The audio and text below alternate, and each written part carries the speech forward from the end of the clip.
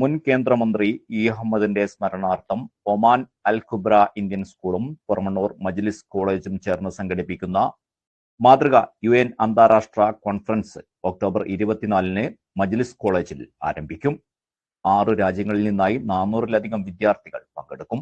സമ്മേളനം 25-ന് പാണക്കാട് സാദിഖ് അലി ശിഹാബ് തങ്ങൾ ഉദ്ഘാടനം ചെയ്യും.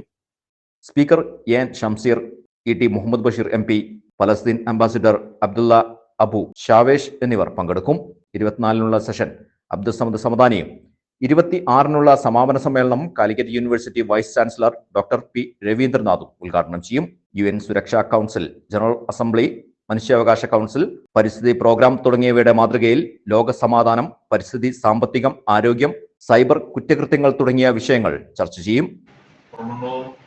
മജ്ലിസ് ആർട്സ് ആൻഡ് സയൻസ് കോളേജിന്റെയും മസ്കത്ത് ആസ്ഥാനമായി പ്രവർത്തിച്ചുകൊണ്ടിരിക്കുന്ന അൽഗോബ്ര ഒമാനിലെ മസ്കത്തിൽ പ്രവർത്തിച്ചുകൊണ്ടിരിക്കുന്ന അൽഗോബ്ര സ്കൂളിന്റെയും സംയുക്ത സംരംഭമായിട്ട് നമ്മൾ നാളെ മുതൽ 3 ദിവസം നീണ്ടു നിൽക്കുന്ന E Ahmed model UN national conference നടത്തുകയാണ്.